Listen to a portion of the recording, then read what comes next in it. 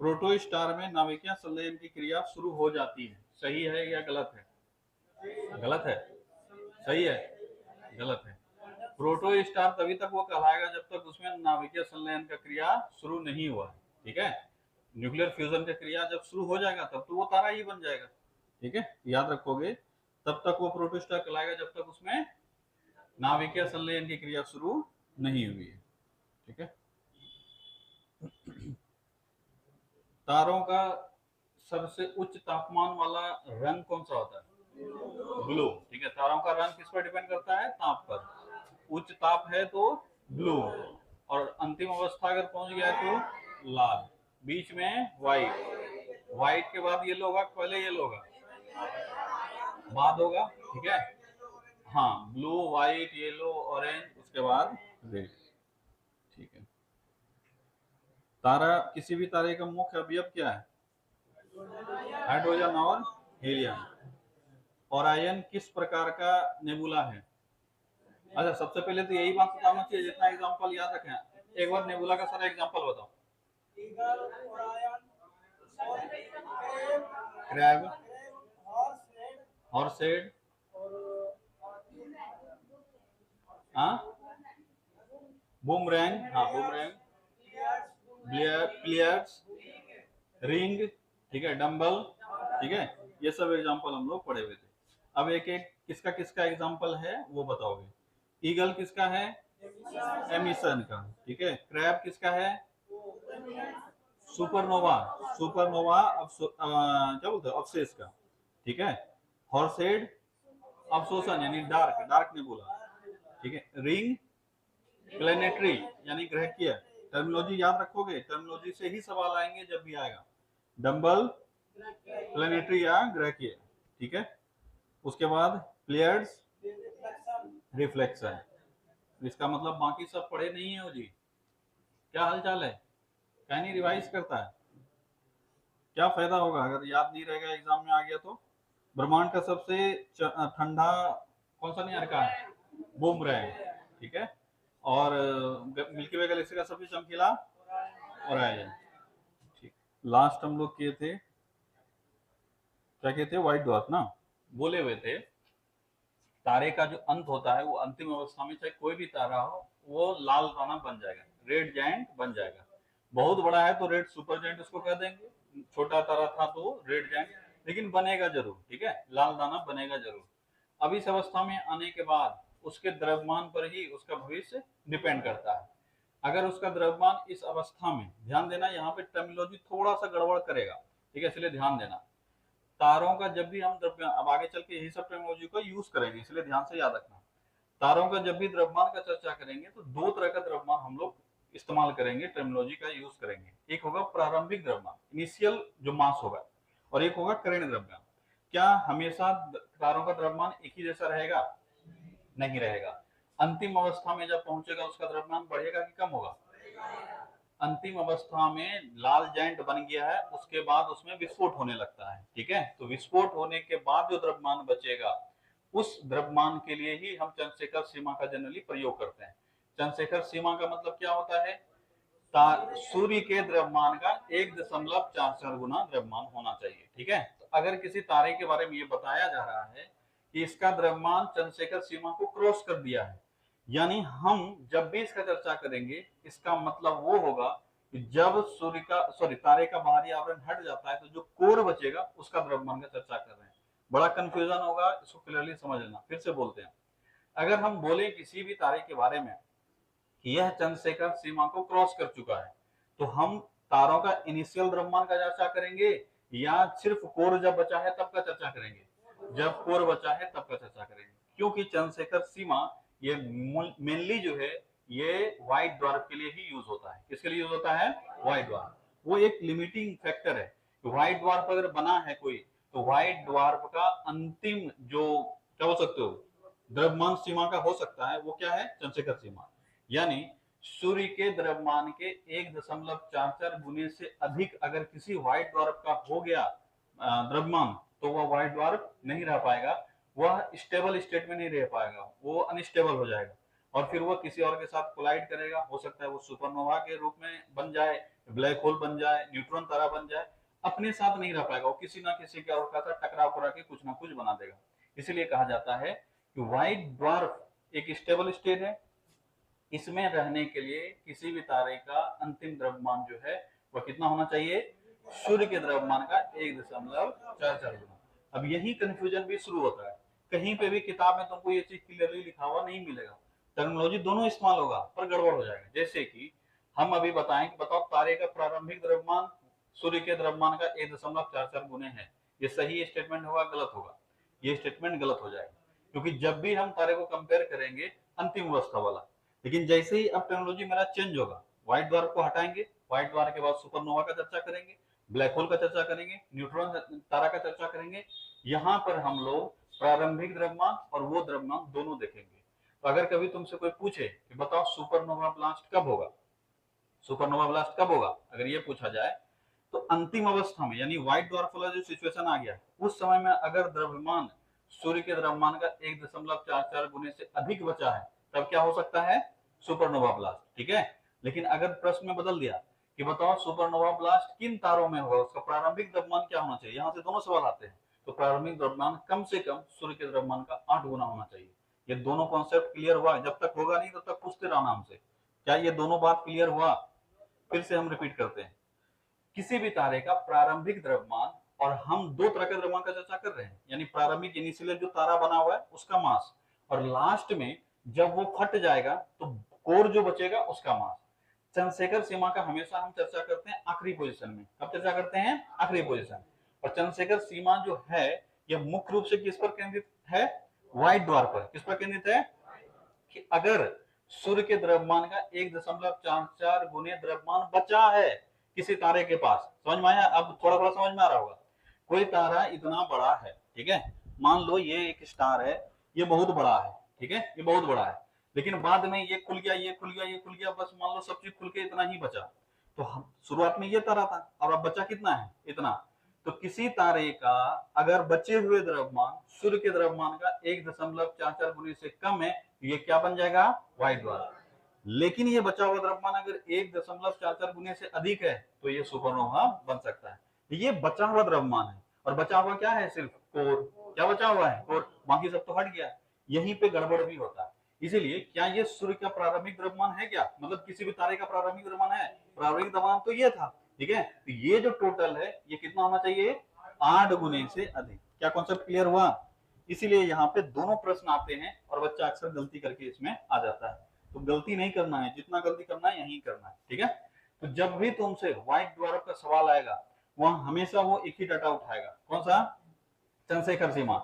वहां final initial कुछ दे ना दे, अगर पूछा जाए कि व्हाइट ड्वार्फ कब बनेगा तो वो बोलोगे कि अगर तारे का द्रव्यमान सूर्य के द्रव्यमान का 1.44 गुने से कम है।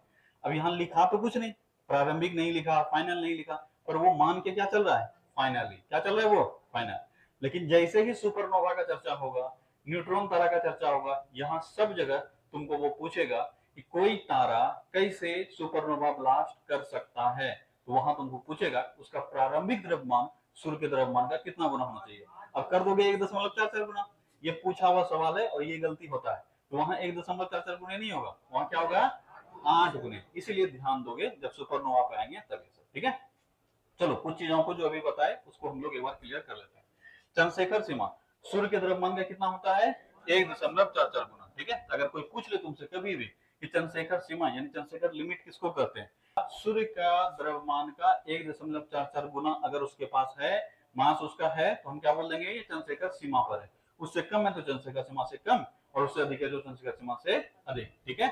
लेकिन ये मेनली हम लोग इस्तेमाल किसके लिए करते हैं, व्हाइट ड्वार्फ के लिए। किसके लिए करते हैं, व्हाइट ड्वार्फ, ठीक है। तो याद रखोगे किसी व्हाइट ड्वार्फ तारे का अधिकतम द्रव्यमान यही होता है। अगर कभी तुमसे पूछ ले किसी व्हाइट ड्वार्फ तारे का अधिकतम द्रव्यमान क्या होगा, तो चंद्रशेखर सीमा क्या होगा, चंद्रशेखर सीमा यानी सूर्य के द्रव्यमान का 1.44 गुना। किसने खोजा, ये तो नाम से ही है, सुब्रमण्यम चंद्रशेखर ने, एस चंद्रशेखर इनको जनरली बोलते हैं, ठीक है। इसलिए पूरा नाम भी याद रखना जरूरी है, अब कई बार एग्जाम में छेड़ देता है ये सब, ठीक है। अब सुब्रमण्यम चंद्रशेखर की जगह पे मान लो कोई और चंद्रशेखर लगा दिया, सर्वपल्ली चंद्रशेखर, तब क्या करोगे ठीक है, तो लग जाएगा कि अरे एस चंद्रशेखर तो पढ़े थे लेकिन सही चीज नहीं आ रहा है। इसलिए हम लोग पढ़ाई के समय में सब चीज कंप्लीट पढ़ेंगे। आया था ये, ठीक है, तो याद रखोगे चंद्रशेखर सीमा का खोज किसने किया है? एस चंद्रशेखर ने, या पूरा नाम हम लोग याद रखेंगे सुब्रमण्यम चंद्रशेखर। ठीक है, किसी व्हाइट ड्वार्फ का अधिकतम द्रव्यमान क्या हो सकता है? चंद्रशेखर सीमा यानी सूर्य के द्रव्यमान, सूर्य के मास का 1.44 गुना। ठीक है, चलो व्हाइट ड्वार्फ के बारे में थोड़ी बहुत बातें और छूट गई थी कल, मतलब यहाँ लास्ट हो गया था। जो बचा हुआ चीज है आज कंप्लीट करके हम लोग आगे बढ़ेंगे। तुम लोग नोट्स में जो बहुत चीज एक्स्ट्रा है वो सब ऐड करो। नोट्स मिला? कहने दे दिया जी, दे दो। ठीक है, जो भी एक्स्ट्रा चीज आता है उसमें बहुत कुछ एक्स्ट्रा होगा, वो सब एक्स्ट्रा ऐड करते जाना। ठीक है, व्हाइट ड्वार्फ के बारे में एक और चीज याद रखोगे, कुछ टर्मिनोलॉजी है, धीरे धीरे क्वेश्चन ये सबसे भी पूछे जा रहे हैं। ठीक है, अगर पूछा जाए व्हाइट ड्वार्फ तारा स्टेबल होता है या नहीं होता है, पहला सवाल।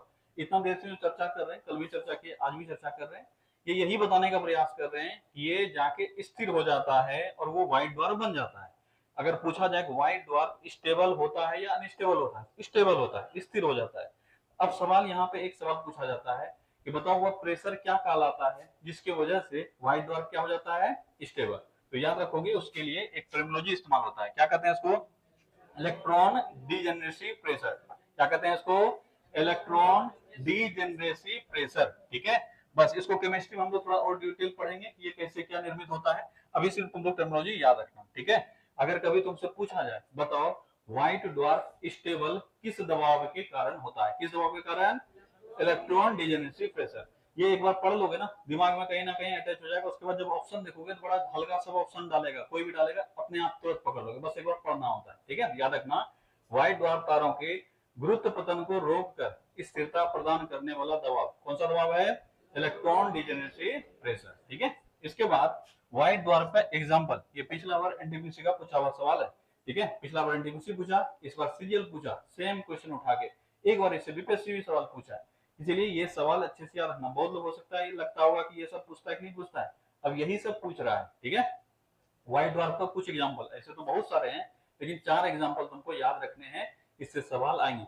पिछला बार एनटीपीसी तो बड़ा बढ़िया सवाल पूछा, इसमें से कौन इसका एग्जांपल नहीं है, 3 उठा के इसमें डाल दिया था। ठीक है, एक नहीं था, तो याद रखोगे कौन कौन सा इसका एग्जांपल है? साइरस बी, पहला क्या है? Sirius B. अब कंफ्यूज मत होना, वो तो एक साइरस या सीरियस पढ़े हो, सबसे चमकीला तारा, तो ये उसके बगल वाला है। ठीक है, वो दूसरा तारा है, ये दूसरा तारा है, वो साइरस था, ये साइरस बी है। ठीक है, उसका पड़ोसी है। तो व्हाइट ड्वार्फ का पहला एग्जांपल क्या है? Sirius B. उसके बाद क्या है? Procyon B. क्या नाम है इसका? Procyon B. इसके बाद क्या है? Forty Eridani B. पहली बार जो पढ़ रहे हो बहुत अजीब सा लग रहा होगा, लेकिन याद रखना है तुमको। ठीक है, फोर्टी रिडानी बी। उसके बाद क्या है? Van Maanen's star. क्या नाम है इसका? Van Maanen's star. फिर से रिपीट करते हैं, व्हाइट ड्वार्फ का एग्जांपल क्या क्या है? Sirius B, Procyon B, forty Eridani B और वैन मानेंस स्टार। ये 4 ऐसे हैं जिसको हम व्हाइट ड्वार्फ के एग्जांपल के रूप में याद रखेंगे। ठीक है, इसके बाद एक आध सवाल और है जो कि शायद कल छूट गया था, उसको याद रखना। अगर कभी तुमसे कोई पूछे व्हाइट ड्वार्फ की खोज किसने की सबसे पहले, तो याद रखोगे हबल ने। किसने की थी खोज इसकी? हबल ने। ठीक है, अगर कभी तुमसे कोई पूछ ले, ठीक है, तो व्हाइट ड्वार्फ की खोज, ठीक है, खोज ऐसे तो बहुत सारे लोगों ने किया था, लेकिन सबसे महत्वपूर्ण नाम कौन सा है? हबल। ठीक है, कि व्हाइट ड्वार्फ का खोज करता कौन है? हबल। ठीक है, और अगर पूछा जाए कि बताओ इसका साइज किसके आकार में होगा, अगर कंपेयर करके पूछेगा, देखो कितना हल्का सवाल होता है, बस एक बार जानकारी, क्योंकि ये एक ऐसा फील्ड है ना जिसके बारे में कोई कुछ नहीं जानता है, बस जो पढ़ा हुआ है, जितना सा पढ़ा हुआ है उतना सही आता है। बोलते हो ना कुछ हिस्ट्री जैसे है, तो तुमको कुछ कुछ अगर मान लो सोचने के लिए दिया, तुम सोचने लगोगे, पर साइंस एक ऐसा चीज है जिसमें सोच नहीं पाओगे, जितना जानते हो उतना ही कर पाओगे। जैसे ये भी वही है, अपना ज्योग्राफी भी ये सारे कॉन्सेप्ट वैसे ही है। ठीक है, तो अगर व्हाइट ड्वार्फ का साइज नॉर्मली पूछा जाए कि इसके साइज के बराबर होगा, किसी हमारे जो ग्रह है यानी पृथ्वी के साइज के आसपास होगा। जरूरी नहीं कि ये सेम टू सेम है, लेकिन इसी के साइज के आसपास होगा, लेकिन इसका गुरुत्वाकर्षण बल ज्यादा होगा। ठीक है, अगर पूछा जाए किसकी सबसे पहले खोज किसने की, तो हबल ने। किसने की थी? हबल ने। ठीक है, इतना सा चीज याद रखना व्हाइट ड्वार्फ पे, और एग्जांपल अच्छे से याद रखना। ठीक है, अब चर्चा करते हैं सुपरनोवा। इसको हिंदी में हम लोग कह देते हैं विस्फोटी तारा। क्या कह देते हैं? विस्फोटी तारा। मजे की बात है कि सवाल कई बार यही पूछ लेता है कि विस्फोटी तारा को क्या कहते हैं। ठीक है, क्या पूछता है? विस्फोटी तारा को क्या कहते हैं। अब सोचो कि जो सुपरनोवा है इसको हिंदी में नॉर्मली हम लोग विस्फोटी तारा ही कह देते हैं।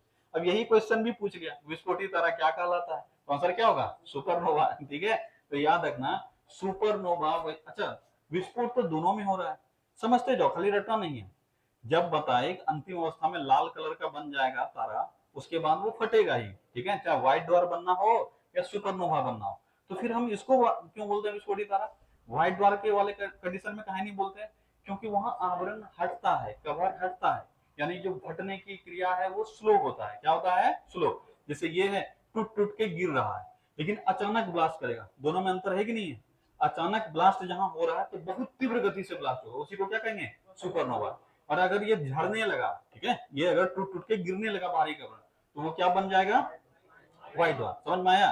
टूट तो दोनों में रहा है, लेकिन एक में क्या हो रहा है? बहुत तेज गति से ब्लास्ट हो रहा है, और एक धीरे धीरे टूट रहा है। तो अगर किसी भी तारे का जो प्रारंभिक द्रव्यमान है वो सूर्य के द्रव्यमान का कम से कम 8 गुने से अधिक होगा, तब वह ब्लास्ट कर जाएगा। क्या कर जाएगा? ब्लास्ट। और अगर प्रारंभिक द्रव्यमान 8 गुने से कम हुआ तो उसका बाहरी आवरण धीरे धीरे खुलेगा, और वो क्या बन जाएगा? White dwarf. लेकिन 8 गुने से अगर अधिक प्रारंभिक द्रव्यमान हुआ, समझना, हम प्रारंभिक द्रव्यमान बार बार बोल रहे हैं, तो वह अंतिम अवस्था में जाने के बाद क्या होगा? फट जाएगा। और फट जाएगा तो इसी फटने वाले सिचुएशन को ही हम क्या कहते हैं? सुपरनोवा। इसलिए एक लाइन में बोल देते हैं कि विस्फोटित तारा को क्या कहते हैं? सुपरनोवा। क्या कहते हैं? सुपरनोवा। ठीक है, जब तारे का प्रारंभिक द्रव्यमान सूर्य के द्रव्यमान से काफी अधिक हो। और सामान्यतः ये कितना ले लेंगे हम लोग? लगभग 8 गुने से अधिक। ठीक है, 8 गुने से अधिक। ठीक है, 8 गुने से अधिक होगा, तब यह क्या बन जाएगा? सुपरनोवा। अब सुपरनोवा घटना तो घट जाएगा, उसके बाद ये स्टेबल हो नहीं पाएगा, तो ये किसी रूप में बदल जाएगा, और इसी रूप को हम लोग पढ़ते हैं आगे चल के न्यूट्रॉन स्टार के रूप में। ठीक है, तो सुपरनोवा घटना के बाद ये अंतिम अवस्था नहीं है, ये एक घटना है। सुपरनोवा क्या है? एक घटना है।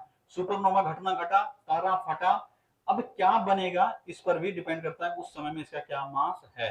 ठीक है, तो या तो वो न्यूट्रॉन तारा बन जाएगा, या नहीं तो ब्लैक होल बन जाएगा। क्या बन जाएगा? Black hole. तो पूछा जा सकता है कि किसी तारे का अंतिम अवस्था क्या है? सुपरनोवा, न्यूट्रॉन तारा, ब्लैक होल, इनमें से सभी। आंसर क्या होगा? Black hole. क्या हो सकता है? Black hole. अब दूसरा क्वेश्चन इसे पूछेंगे, किसी तारे का अंतिम अवस्था क्या है? लाल दानव तारा। ठीक है, मतलब अंतिम अवस्था नहीं, मृत होने के बाद अंतिम अवस्था का चर्चा कर रहे हैं। लाल दानव तारा, सफेद दानव यानी व्हाइट ड्वार्फ, और ब्लैक दानव। इसमें क्या होगा आंसर? ब्लैक दानव। क्या हो जाएगा? ब्लैक दानव। समझ में आया कि बुढ़ापा पे उसका जब बुढ़ा जाएगा, बुढ़ाने को क्या कहेंगे? लाल दानव। लेकिन अब मर गया है, तो मरने के बाद पहले क्या बनेगा? व्हाइट ड्वार्फ, उसके बाद क्या बनेगा? Black dwarf. अगर उसका उस समय में द्रव्यमान यानी फटने के बाद का द्रव्यमान सूर्य के द्रव्यमान का 1.44 से कम है, या प्रारंभिक द्रव्यमान कितने से कम है? सूर्य के 8 गुने से कम है, तब वह बन जाएगा व्हाइट ड्वार्फ और फिर ब्लैक ड्वार्फ। लेकिन अगर 8 गुने से प्रारंभिक द्रव्यमान अधिक है, और उस समय में यानी कोर का उसका द्रव्यमान सूर्य के द्रव्यमान से 1.44 गुना अधिक है, तो ये फट जाएगा, और ये किस में बदल जाएगा? सुपरनोवा में। सुपरनोवा जैसे ही बना, इसके पास दो ऑप्शन आ जाएंगे। क्या ऑप्शन आ जाएंगे? या तो न्यूट्रॉन तारा बनेगा, या ब्लैक होल बनेगा। ठीक है, अगर तुमसे पूछा जाए कि सुपरनोवा घटना को सबसे पहले किसने समझाया? किसने समझाया? वाल्टर बाडे। किसने समझाया है? वाल्टर बाडे और फ्रिट्ज ज़ुइकी ने। किसने समझाया? वाल्टर बाडे और फ्रिट्ज ज़ुइकी ने। किसने समझाया?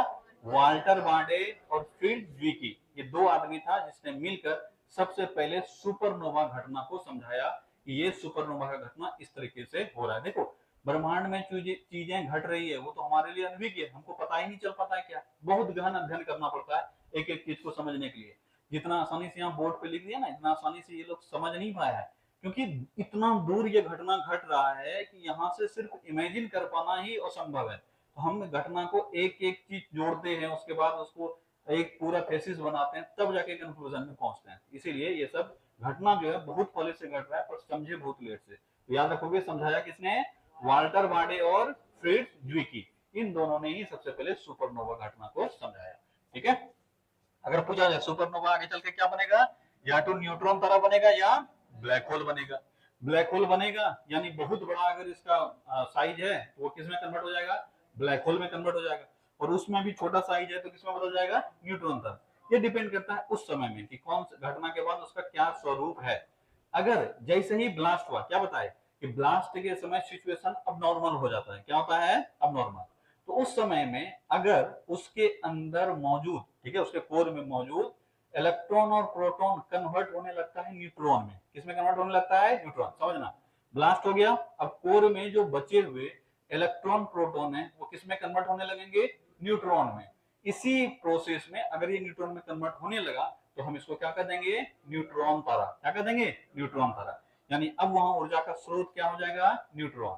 ठीक है, याद रखना, अगर सुपरनोवा ब्लास्ट के बाद, ठीक है, मौजूद इलेक्ट्रॉन प्रोटॉन किसमें बदलने लगेगा?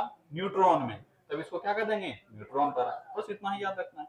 ठीक है, न्यूट्रॉन तारा भी दो कंडीशन में, दो अलग अलग स्वरूप में आ सकता है। अगर नॉर्मल रह गया तो उसको न्यूट्रॉन तारा ही कह देंगे, लेकिन अगर इसमें थोड़े बहुत बदलाव हुए तो या तो ये पल्सर बन जाएगा, ठीक है, या तो ये पल्सर बन जाएगा या मैग्नेटार बन जाएगा। क्या बन जाएगा? पल्सर या मैग्नेटार।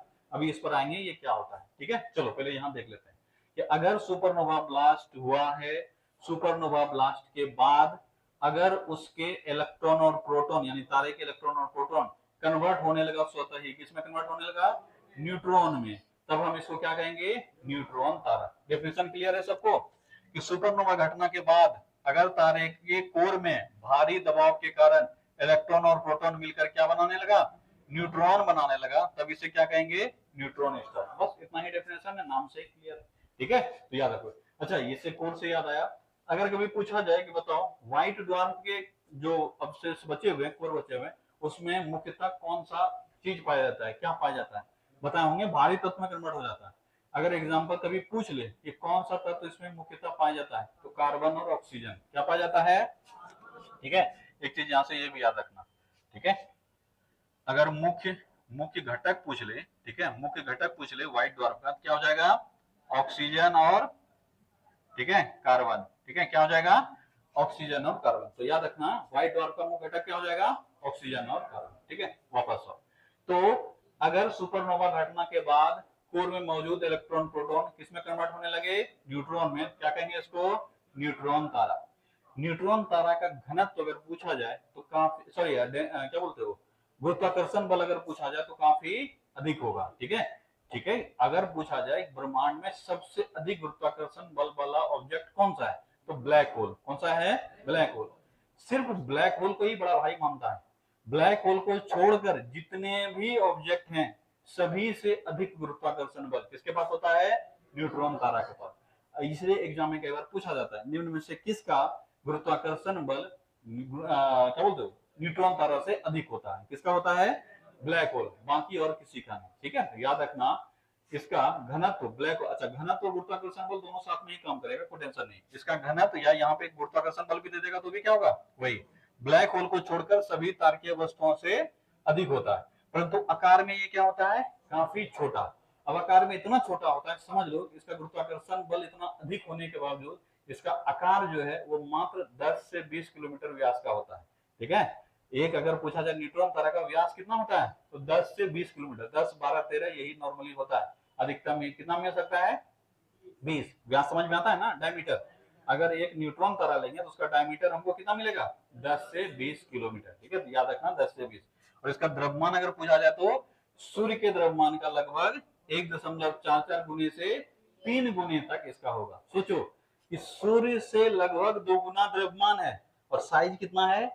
मात्र 10 से 20 किलोमीटर। ठीक है, याद रखोगे, इतना छोटा साइज, सूर्य इतना बड़ा साइज का है, उससे भी बड़ा द्रव्यमान इसका है, लेकिन इसका साइज क्या हो चुका है? छोटा है। इसलिए घनत्व क्या होगा इसका?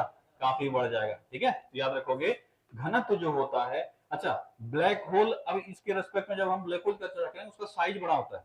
क्यों बड़ा होता है? क्योंकि ब्लैक होल पहले से बहुत बड़ा है। नहीं समझ में आया? ब्लैक होल जो है वो शुरुआत में ही बहुत बड़ा साइज का है, इसीलिए। और दूसरा क्या है कि ब्लैक होल जब बनेगा तो उसके अंदर एक और क्रियाएं होती है कि दूसरे को खींचता चला जाएगा, तो खींचता चला जाएगा तो उसका साइज क्या होता जाएगा? धीरे धीरे और बड़ा होता जाएगा। ये सब वो काम नहीं करता है। ठीक है, लेकिन हाँ, घनत्व इसका और गुरुत्व बल इसका भी काफी अधिक होता है। इतना अधिक होता है कि इससे सिर्फ एक ऑब्जेक्ट है जिसका घनत्व और गुरुत्वाकर्षण बल ज्यादा होता है, वो कौन सा है? ब्लैक होल, बाकी और किसी नहीं। इसलिए याद रखना कि अगर पूछा जाए कि बताओ ब्रह्मांड में दो सबसे अधिक घनत्व वाला या गुरुत्वाकर्षण बल वाला ऑब्जेक्ट कौन सा है? कौन सा है? न्यूट्रॉन तारा और ब्लैक होल। पहला पोजीशन ब्लैक होल का, दूसरा पोजीशन न्यूट्रॉन तारा। ठीक है, न्यूट्रॉन तारा का व्यास कितना होगा?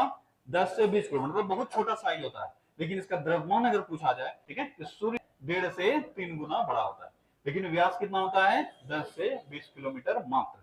ठीक है, चलो अगर कभी पूछा जाए कि न्यूट्रॉन तारा का भी अंत किस रूप में हो सकता है, ब्लैक होल के, क्योंकि तारे का अगर बड़ा तारा है तो उसका अंत एक ही रूप में होगा, वो किस रूप में होगा, ब्लैक होल।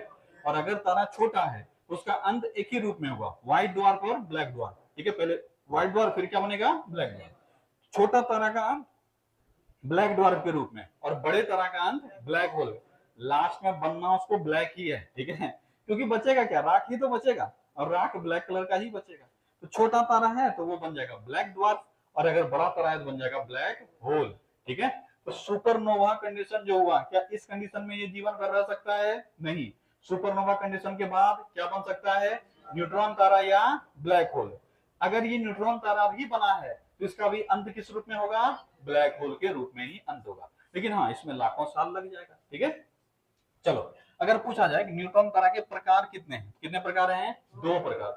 न्यूट्रॉन तारा का प्रकार कितना है, दो, पल्सर और मैग्नेटार, पल्सर और मैग्नेटार। ठीक है, अब बोलोगे ये प्रकार का मतलब क्या है, इसको हम लोग पढ़ेंगे तो अच्छे से, लेकिन दो कॉन्सेप्ट यहां से याद रखना जो की फैक्ट्स हैं। ठीक है, क्या याद रखोगे, अगर इसके पास तीव्र घूर्णन गति है तो उसको क्या कहेंगे, पल्सर। क्या कहेंगे, पल्सर। कई बार हिंदी में इसको पल्सार भी लिख देते हैं, ठीक है, लेकिन नाम इसको पल्सर ही हम लोग पढ़ेंगे। ठीक है, क्या है ये, पल्सर। अगर कोई तारा, देखो हुआ क्या कि ब्लैक होल बना, क्या बना, black hole, sorry black hole बोलते हैं, न्यूट्रॉन तारा, न्यूट्रॉन तारा बना, किसी कारणवश इसमें स्पिन आ गया, क्या आ गया, स्पिन। और स्पिन इतना अधिक आ गया, इतना अधिक, मान लो कि अधिकांश तो ऐसा है जो 1 सेकंड से भी कम समय में एक चक्कर पूरा कर लेता है। सोच के देखो कितना अधिक स्पिन होगा। ठीक है, 1 सेकंड से भी कम समय, अभी जो है सबसे कम 0.00 ऐसे करके 18 सेकंड जो एक चक्कर पूरा कर लेता है। सोचो कितना अधिक स्पीड है। ठीक है, तो यह अधिकतम जो स्पिन है इसका, अधिकतम अगर पूछा जाए किसी पल्सर का अधिकतम रोटेशन पीरियड क्या है, 18 मिनट। ठीक है, सोच के देखो कि एक चक्कर पूरा करने का किसी भी पल्सर का खोजे गए पल्सर का अधिकतम जो घूर्णन अवधि है वो कितना है, 18 मिनट। सोचो कितना तेज घूम रहा होगा। यही होता है कि न्यूट्रॉन तारा बना, अगर इसके किसी कारणवश इसमें स्पिन आ गया, क्या आ गया, स्पिन आ गया, इसमें क्वांटम फिजिक्स काम करता है, वो उस पर हम लोग जाएंगे नहीं। ठीक है, इसमें स्पिन आ गया तो इस स्पिन के बाद ये घूमने लगेगा और बहुत तेज गति से घूमेगा, इसी को कह देंगे पल्सर। क्या कहेंगे, पल्सर। बस कीवर्ड याद रखना, सारा काम हो जाएगा।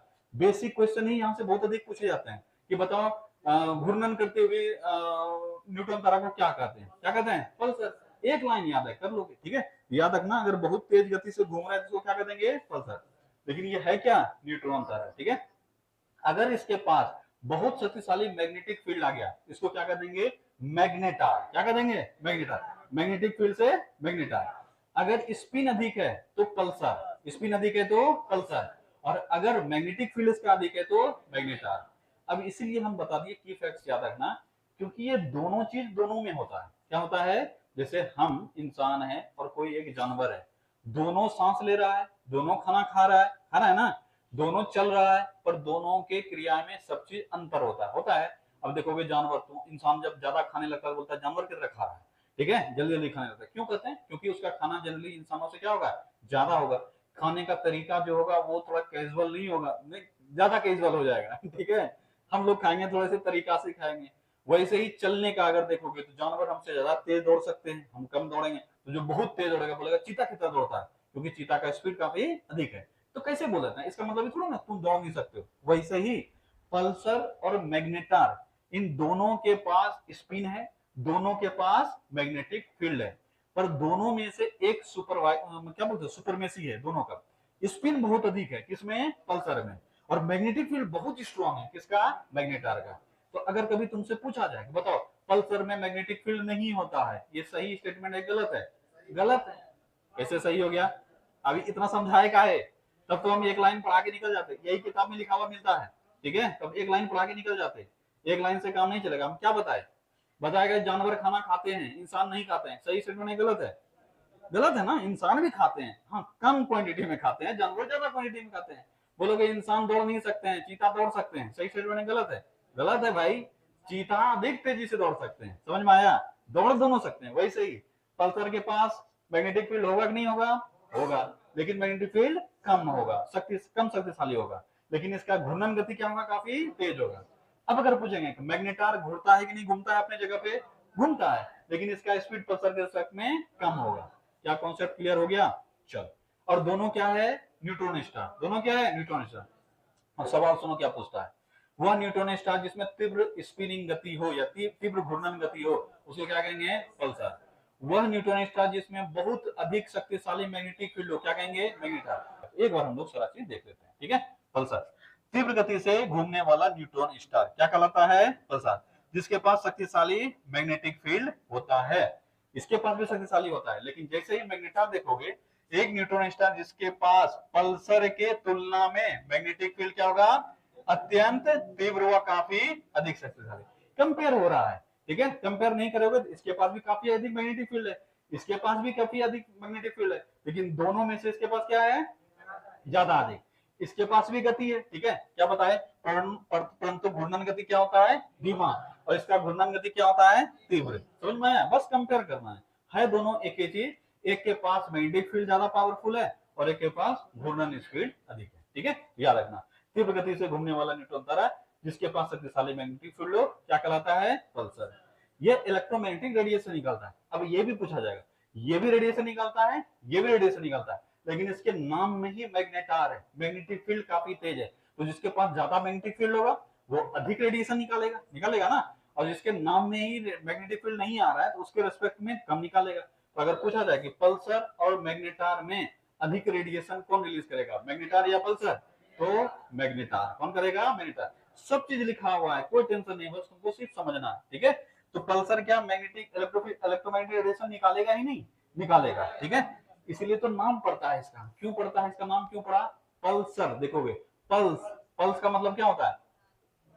पीरियोडिक गति, ठीक है? ये देखोगे, ये पल्स हम लोग मेजर करते हैं ना, इसमें एक पीरियोडिक मूवमेंट है, मतलब एक कुछ सेकंड के बाद वो वाइब्रेट करते रहता है, इसलिए तो हम पल्स मेजर करते हैं। हाँ, पल्स ठीक चल रहा है, इसका बहुत तेज गति हो गया तो बोलेंगे पल्स हाई है, और स्लो हो गया, ऐसे ऐसे हो गया तो हम क्या बोलेंगे? पल्स स्लो है। इसी से इसका भी आया है। रेडिएशन जो निकलता है, जैसे यहाँ से रेडिएशन निकल रहा है तो 24/7 हमेशा नहीं निकलते रहता है, कुछ मिनट घंटा जो भी है, एक पीरियोडिक अवधि में निकलता है। जैसे मान लो एक समान रूप से एग्जांपल, ये एक्चुअल डाटा नहीं है, समझाने के लिए, इससे अभी रेडिएशन निकला, 10 मिनट बाद फिर निकलेगा, 10 मिनट बाद फिर निकलेगा, इसी को क्या बोलेंगे? Periodic movement. क्या बोलेंगे? Periodic movement. और यही पल्स के रूप में हमको मिलता है, एक बार मिला फिर गया फिर मिला, तो जब इसका डायग्राम बनाओगे तो कैसा मिलेगा? ऐसा ऐसा करके मिलेगा ना, ये जा रहा है इस तरह से, इसलिए पल्स के रूप में मिलता है। इसलिए जब पहली बार हम लोग इसको देखे तो इसको क्या बोल दिए? पल्सर। क्या बोल दिए? पल्सर। तो याद रखना, इससे इलेक्ट्रोमैग्नेटिक रेडिएशन निकलता है, और मुख्य रूप से कौन कौन सा? रेडियो वेव्स, एक्स रेज और गामा रेज। कौन कौन सा निकलता है? रेडियो वेव, एक्सरे और गामा रे। लेकिन सबसे अधिक पूछा जाए तो कौन सा? रेडियो। अगर इसमें पूछा जाए कि बताओ पल्सर में क्या क्या निकलता है रेडिएशन में, क्या क्या निकलता है? रेडियो वेव, एक्स रेज और गामा रे। लेकिन इसमें अधिकांश क्या निकलता है? अधिकांश। अब देखो, ये जो क्लास नहीं किया उसको ये सब चीज समझ में बिल्कुल नहीं आएगा, 100% नहीं आएगा, क्योंकि इसमें भी निकल रहा है, इसमें भी निकल रहा है, पर इसमें मुख्यतः क्या निकल रहा है? एक्स रेस और गामा रेस। अब रेडिएशन बोलोगे, दोनों निकल रहा है। रेडिएशन अधिक बताए इसमें, नंबर इसमें रेडिएशन टाइप का अधिक हो गया इसमें, कैसे बच्चा समझेगा? अपने से पढ़ के नहीं समझ में आता, इसलिए गलती भी होता है। तो याद रखना, इसमें रेडियो वेव्स भी निकल रहे हैं, एक्स रेस निकल रहा है, गामा रेस निकल रहा है, पर ज्यादातर क्या निकलता है? Radio wave. और मतलब बहुत कम निकलता है क्या क्या? एक्स रेस और गामा रेस। लेकिन जो मैग्नेटार है उसमें रेडियो वेव्स नहीं निकलते हैं, उसमें ज्यादातर क्या निकलते हैं? एक्स रेस और गामा रेस। लेकिन अगर अमाउंट मेजर करोगे तो ज्यादा रेडिएशन इससे निकल रहा है, किससे निकल रहा है? मैग्नेटार से ज्यादा। इसलिए वो क्या बताए कि पल्सार से रेडिएशन इसका क्या होगा? अधिक होगा, ठीक है? क्या दोनों कॉन्सेप्ट, दोनों चीज समझ में आ गया? चलो, अब आखिरी है इसमें ब्लैक होल। क्या है? इसके बारे में तो सब जान ही रहे हो, ठीक है? कि ब्लैक होल क्या है? एक होल है, छेद है। कितना लोग मानता है कि ब्लैक होल एक छेद है? इसमें कोई छेद नहीं होता है। पहली बात तो ये कि नाम है इसका ब्लैक होल, बस नामकरण कर दिया है, क्योंकि दूर से देखने में वो इतना अंधेरा है कि उसमें पता ही नहीं चलता है, लगता है सब चीज अंदर घुस रहा है, ये तो पता चलता है। होल मतलब छिद्र, और छिद्र अगर मान लो कोई चीज कहीं पे प्रवेश कर जाता है तो वो होल हो गया, इसीलिए उसको ब्लैक होल कहा गया। रंग है काला, और अगर इस जगह जाके तुम खड़े हो जाओगे तो वो खींच लेगा अंदर, तो होल में चला गया। समझ में आया? इसलिए नाम इसको क्या रख दिया? ब्लैक होल, ठीक है? एक्चुअल में ये कोई होल नहीं है, बल्कि एक ऐसा ऑब्जेक्ट है जिसका जो गुरुत्वाकर्षण बल है वो इतना अधिक है कि लाइट को भी, अगर लाइट वहां तक पहुंच गया, आप बेटा कहां जा रहा है, नीचे अंदर चल, ठीक है, लाइट भी उसे टकरा के वापस नहीं आ सकता है। सामान्यतः जितने ऑब्जेक्ट हैं सबसे लाइट टकराकर वापस आता है, लेकिन ब्लैक होल से लाइट टकराकर वापस नहीं आ सकता है। जाता तो है उस तक, लेकिन कहां लौट के कहां जाएगा, अंदर, ठीक है, तो अंदर चला जाता है, ठीक है, इसीलिए इसका नाम क्या पड़ गया, ब्लैक होल। तो सर्वप्रथम इसका विचार दिया था जॉन मिशेल ने। पहले तो हमें लगता था ये हाइपोथेटिकल कॉन्सेप्ट है। आइंस्टीन ने एक सिद्धांत दिया था, सापेक्षता का सिद्धांत। क्या दिया था, रिलेटिविटी थियरी, किसने दिया है, आइंस्टीन ने, ठीक है। तो आइंस्टीन के रिलेटिविटी थियरी से ही ब्लैक होल का कॉन्सेप्ट जन्म लिया है, ठीक है। चलो एक बार देख लो, एक खगोलीय पिंड जिसका गुरुत्वाकर्षण बल इतना ज्यादा होता है कि प्रकाश भी इससे बाहर नहीं आ पाता, इसी को क्या कहते हैं, ब्लैक होल, ठीक है। वह सीमा जहां से प्रकाश बाहर नहीं आता क्या कहलाता है, इवेंट होराइजन। क्या कहलाता है, इवेंट होराइजन। तो याद रखना, इवेंट होराइजन क्या हुआ, ब्लैक होल अगर है वह सीमा जिससे बाहर प्रकाश नहीं जा पाएगा, उसको क्या कहेंगे, इवेंट होराइजन, ठीक है। अगर पूछा जाए इसका केंद्र जहां द्रव्यमान अनंत सघन हो जाता है, मतलब इसका मतलब क्या हो सकते हो, अंदाजा लगाना भी मुश्किल है कि ब्लैक होल के केंद्र का जो घनत्व है वो कितना है, ठीक है, इसका अंदाजा लगाना भी नामुमकिन है। जितना तुम सोच सकते हो उतना है, ठीक है, यही है कि अगर ब्लैक होल के केंद्र का घनत्व कोई पूछे कितना है, तो जितना सोच सकते हो उतना है, सोचो कितना सोच सकता है, ठीक है, इतना हो सकता है ब्लैक होल के केंद्र का। और यही जो केंद्र है इसका वापस एक टर्मिनोलॉजी आ गया, सिंगुलैरिटी। क्या गया, सिंगुलैरिटी। अगर कभी पूछा जाए कि ब्लैक होल के केंद्र को क्या कहते हैं, क्या कहते हैं, सिंगुलैरिटी। ये शब्द का इस्तेमाल पहले कहां किए थे, वह बिंदु जिसमें ब्रह्मांड निहित था पहले, उसी को क्या कहते थे, सिंगुलैरिटी। वही फटा, उसके बाद ब्रह्मांड बना है, ठीक है। चलो ब्लैक होल के बारे में और भी हम लोग चीज पढ़ेंगे। अगर पूछा जाए सबसे शक्तिशाली वर्तमान में ब्लैक होल कहाँ मौजूद मिलता है हमको, तो गैलेक्टिक सेंटर में। कहाँ मिलता है, अब ये नया टर्म आ गया, गैलेक्टिक सेंटर क्या होगा, कितनों को समझ में आया गैलेक्टिक सेंटर क्या हो सकता है, क्या होता है, क्या होता है गैलेक्टिक सेंटर, गैलेक्सी के सेंटर में, इसमें क्या है, किसी भी गैलेक्सी के सेंटर को क्या कहेंगे, गैलेक्टिक सेंटर, आकाशगंगा के केंद्र में, ठीक है। तो अगर पूछा जाए कि सामान्यतः सबसे शक्तिशाली हमको ब्लैक होल कहाँ मिल सकता है, आकाशगंगा के केंद्र में। इसी को हम लोग कई बार सुपर मैसिव ब्लैक होल कहते हैं। क्या कहते हैं, सुपर मैसिव ब्लैक होल। इसीलिए ये टर्मिनोलॉजी हम इस्तेमाल किए होंगे, ये मिल्की वे गैलेक्सी के केंद्र में मौजूद सुपर मैसिव ब्लैक होल कौन सा है, कौन सा है, सजिटेरियस ए। भूल गया सर जी, ठीक है। तो हमारे भी गैलेक्सी के केंद्र में है एक सुपरमेसिव ब्लैक होल, क्या नाम है उसका, सजिटेरियस ए, ठीक है। चलो यही याद रखना कि अगर सबसे पावरफुल पूछा जाए तो उनसे पूछेगा कि कहाँ मौजूद हो सकता है, तो संभवतः कहाँ मौजूद हो सकता है, किसी भी गैलेक्सी के केंद्र में, यानी गैलेक्टिक सेंटर में, ठीक है। और यही गैलेक्टिक सेंटर वाला ही बन सकता है आगे चल के क्वासर। क्या बन सकता है, क्वासर। आगे चल के हम लोग कल देखेंगे, ठीक है। चलो अब इससे संबंधित कुछ आदमी है जिसका नाम याद रखना, ठीक है, ब्लैक होल से संबंधित। पहला है आइंस्टीन। क्या नाम है, आइंस्टीन। अभी तो बताए आइंस्टीन का एक सिद्धांत है, ठीक है, क्या सिद्धांत है, सापेक्षता का सिद्धांत, रिलेटिविटी थियरी। और इसी थियरी से जन्म हुआ किसका कॉन्सेप्ट, कौन सा कॉन्सेप्ट, ब्लैक होल का। अगर पूछा जाए नामकरण जो ब्लैक होल है, ये नामकरण किसने किया, जॉन व्हीलर ने। किसने किया है, जॉन व्हीलर। तो ब्लैक होल का नामकरण ब्लैक होल, कृष्ण छिद्र हिंदी में बोलते हैं ना, क्या बोलते हैं, कृष्ण छिद्र, ठीक है। ये सब सीखना नहीं है, ब्लैक होल सीखना है, ठीक है। तो ब्लैक होल का नामकरण ब्लैक होल किसने किया, किसने किया, जॉन व्हीलर। ब्लैक होल का कॉन्सेप्ट सर्वप्रथम किसने दिया, आइंस्टीन, ठीक है। एक और आदमी है, कभी स्टीफन हॉकिंग को देखे हो, देखना चाहिए ये सब आदमी। मतलब ये एक ऐसे आदमी थे कि जो शारीरिक रूप से स्वस्थ नहीं थे, मतलब बचपन में तो ठीक थे, जवानी तक सही रहे। उनको एक बीमारी था, नाम भूल रहे उस बीमारी का, बड़ा खतरनाक बीमारी है। उस बीमारी में शरीर का एक एक अंग काम करना बंद कर दिया जाता है, ठीक है, जिसके कारण से उनकी वाइफ सब छोड़ के चली गई थी, ठीक है। तो शुरुआत में ठीक थे, जवानी तक तो ठीक ठाक थे, उसके बाद धीरे धीरे इनका एक एक अंग क्या हो गया, काम करना बंद कर दिया, ठीक है। लेकिन ये इतने मेंटली इतने स्ट्रांग थे, डॉक्टर जवाब दे दिया था कि 6 महीना साल भर का समय है, जो लाइफ जीना है जी लो। वो बोला ऐसे कैसे मर जाएंगे हम, मरेंगे ही नहीं, मतलब वो कभी दिमाग में आने ही नहीं देगा मरेंगे। उसके बाद तो 20 साल में, ठीक है, सोच के देखो, तो अपना पूरा मतलब शरीर को पूरी तरीके से खत्म करके ही मरे हैं।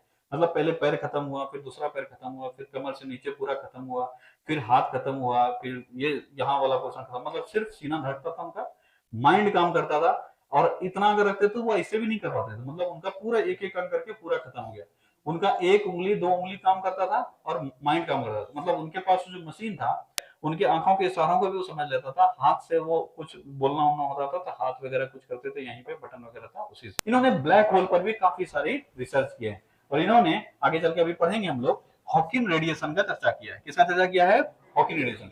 अब ये तुमसे कभी नहीं पूछेगा हॉकिंग रेडिएशन किसने दिया, इतना तुम अपने आप को होशियार एग्जामिनर को बेवकूफ समझता है। ये पूछेगा हॉकिंग रेडिएशन का चर्चा किसने किया है, सवाल पूछेगा कि हॉकिंग रेडिएशन किससे संबंधित है। समझ में आया? न्यूट्रॉन तारा से, ब्लैक होल से, पल्सर से, किससे आंसर होगा? ब्लैक होल से। ठीक है, ये पूछेगा कि हॉकिंग रेडिएशन का संबंध किससे है? Black hole. कई बार इसमें हल्के सवाल पूछते हैं कि निम्न में से कौन सा व्यक्ति ब्लैक होल से संबंधित नहीं है? Einstein, Newton, Stephen Hawkins, Chandrasekhar. Answer क्या होगा? न्यूटन। तो यही आंसर होता है। ये बहुत हल्के हल्के सवाल होते हैं, बस तुमको जानना चाहिए। ठीक है, तो याद रखोगे कौन कौन संबंधित है? आइंस्टीन है, John Wheeler, Stephen Hawkins, S Chandrasekhar. इसके अलावे भी और भी लोग हैं, पर अभी तक जहां तक हमारी क्षमता है वहां तक ये मैक्सिमम है। आने वाले समय में और भी चीजें आ सकती है। ठीक है, बहुत चीज खोज हुआ है इसमें, लेकिन अभी तक ये कम से कम याद रखोगे। आइंस्टीन ने क्या किया? ब्लैक होल का कॉन्सेप्ट दिया। ब्लैक होल का नामकरण किसने किया है? John wheeler. ठीक है, हॉकिंग रेडिएशन का चर्चा ऑब्वियस है किसने किया है? स्टीफन हॉकिंस ने। और इनका बहुत योगदान है ब्लैक होल के घटना से संबंधित, स्टीफन हॉकिंस का। और ब्लैक होल का निर्माण के लिए द्रव्यमान का कॉन्सेप्ट किसने दिया? एस चंद्रशेखर। इन्होंने द्रव्यमान से संबंधित चीजें अगर कभी पूछ ले कि निर्माण में इन्होंने क्या बताया, एक ही चीज याद रखना है, द्रव्यमान, मास से संबंधित। चंद्रशेखर सीमा मास है, मास से संबंधित चीजों से ही ये रिसर्च कर रहे हैं। इसीलिए अगर पूछा जाए कि निर्माण से संबंधित कौन सा कॉन्सेप्ट दिया, कौन सा कॉन्सेप्ट दिया? मास कॉन्सेप्ट। मास कॉन्सेप्ट मतलब द्रव्यमान कॉन्सेप्ट, कि द्रव्यमान कम से कम कितना से अधिक होना चाहिए? सूर्य के मास से 1.44 गुने से अधिक। लेकिन सामान्यतः ये द्रव्यमान 3 से 4 गुने अधिक होगा, तभी हम लोग मान सकते हैं कि बनेगा, नहीं तो नहीं बनेगा। पर इससे कम अगर हुआ तो कभी भी नहीं बनेगा। ठीक है, इसीलिए इनका जो कॉन्सेप्ट है मेन रूप से मेनली किसके लिए है? White dwarf. कि इससे कम है तो 100% कोई भी तारा किसमें बदलेगा? White dwarf.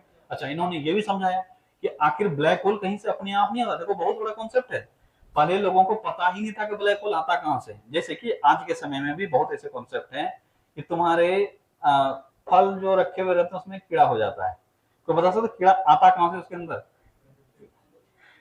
कभी सोचे नहीं हो? अच्छा ठीक है, अनाज रखते हैं ना हम लोग, मतलब डब्बा वब्बा में करके रखते हैं और उसके बाद कुछ दिन के बाद उसमें कीड़ा हो जाता है, होता है ना? ये कीड़ा आता कहां से है उसमें? हाँ, उसी से उत्पन्न हो जाता है। अरे भैया वो कहाँ से आएगा जिससे पैदा हुआ? वो सूखा चीज है, मतलब पौधा का चीज है, उसमें ये कीड़ा कहाँ से पैदा लिया? प्रकृति से। ऐसा कैसे हो? तो यहाँ ऐसे तोड़ते तोड़ते तोड़ते अभी एक नया आदमी बन जाएगा। ऐसा थोड़ी हो सकता है। कैसे पैदा हो रहा है जान रहे हो? पैदा होने का प्रोसेस क्या है? हर एक चीज तो ऐसा ही हो रहा है। पहले अंडा होगा, फिर कोई अंडा देने वाला है तो अंडा देगा, फिर वो बड़ा होगा, फिर कीड़ा बनेगा। अगर कोई क्या बोलते हो शिशु जन्म देता है तो पहले प्रेग्नेंट होगी जो फीमेल है, उसके बाद बच्चा जन्म लेगा, उसके बाद फिर वो बड़ा होगा। ये कीड़ा लोग कैसे? कीड़ा अंडा से होता है। ठीक है, ये सारा अंडाधारी वाला है। तो आखिर वो पैदा अंदर में लिया कैसे गेहूं से? हाँ, कभी सोचे नहीं है तुम लोग?